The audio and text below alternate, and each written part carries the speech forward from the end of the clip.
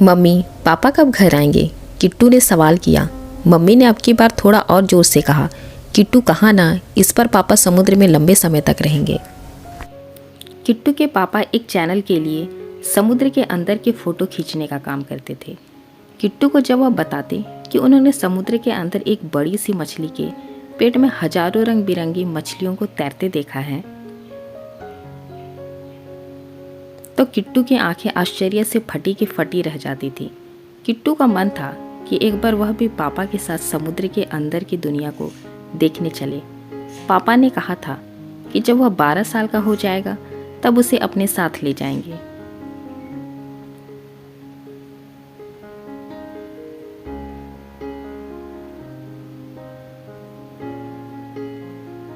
किट्टू का 12वां बर्थडे था। पापा घर आए तो वह उनसे लिपट गया।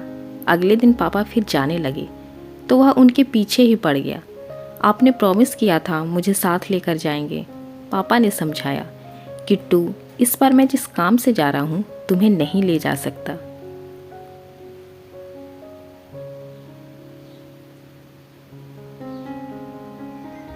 हम लोग व्हेल मछली की जिंदगी पर फिल्म बनाने जा रहे हैं। व्हेल बहुत खतरनाक होती है। पिछली बार वह हमारे कैमरामैन को निगल गई थी। नहीं पापा, मैं तो चलूँगा। किट्टू मचलने लगा। पापा ने कहा, चलो जल्दी से तैयार हो जाओ।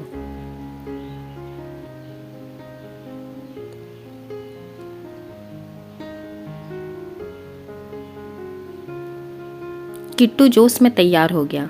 पापा उसे स्टूडियो में लेकर गए और एक फिल्म चला दी। अब टीवी पर पापा दिख रहे थे, पानी के अंदर हाथ में कैमरा लिए शूटिंग करते हुए। किट्टू खुश हो गया। पापा के चारों तरफ रंग बिरंगी मछलियां तैर रही थी।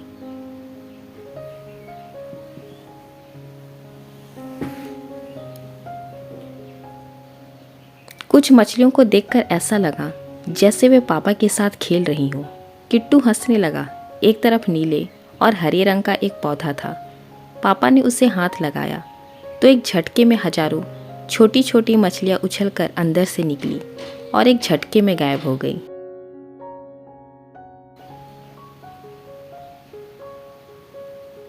कितना सुंदर था सब कुछ।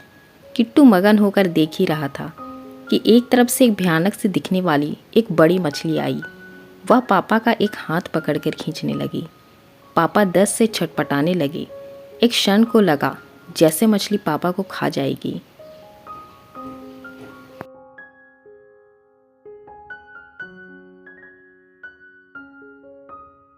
किट्टू घबराकर रोने लगा। पापा तो उसके पीछे ही खड़े थे। वह हंसते हुए बोले, किट्टू, यह तो फिल्म है, तुम डर गए। किट्टू की हालत देखकर पापा ने फिल्म बीच में ही रोक दी।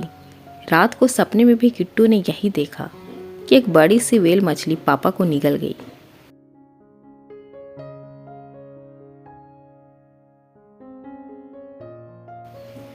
नींद खुली तो वह फिर से रोने लगा। पापा उठ गए। उन्होंने उसे गोद में उठाते हुए कहा, अरे तुम तो बिल्कुल डरपोक निकले। मछली अगर तुम पर हमला करने आए तो हाथ में जो भी है उसे उसकी आंखों पर वार कर दो और उसकी पूंछ दबा दो। इसके बाद मुड़कर आगे तैरने लगो।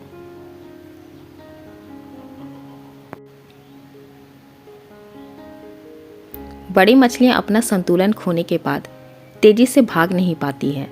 बस पापा फिर अपने काम पर निकल पड़े। इसके बाद बहुत दिनों तक किट्टू ने पापा से समुद्र के अंदर दिखाने जाने के लिए नहीं कहा।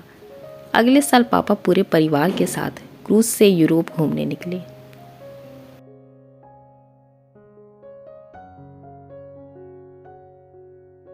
किट्टू डर गया। घबराहट के मारे उसके पसीने छूटने लगे। पापा ने गाइड से कहा, किट्टू को बताओ कि समुद्र के अंदर सांस कैसे लेनी है।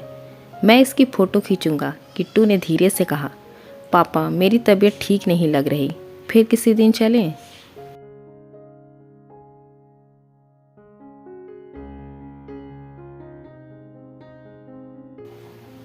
पापा हंसने लगे और उसका हाथ पकड़कर समुद्र के अंदर कूद गए। 2 मिनट तक किट्टू ने बंद आंखें नहीं खोली। जब खोली तो उसके आगे पानी के अंदर की खूबसूरत दुनिया थी। रंग बिरंगे शंख और सिप से झांकते प्राणी, कछुए और अजीबोगरीब जीव। पता नहीं कब पापा का हाथ छूट गया।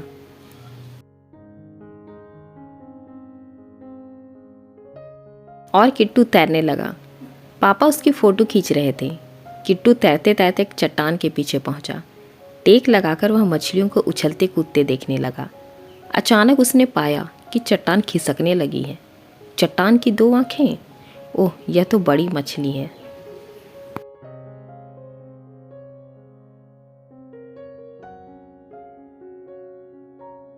डर के मारे किट्टू चीखने ही वाला था कि उसके पापा की याद आ गई। वह फौरन पलटकर जोर से तैरने लगा और तैरते तैरते समुद्र के ऊपर आ गया। पापा उसके पीछे पीछे आए। उन्होंने किट्टू की पीठ थपथपाते हुए कहा, वेल डन, अब तुम्हें समुद्र के अंदर घूमने आ गया।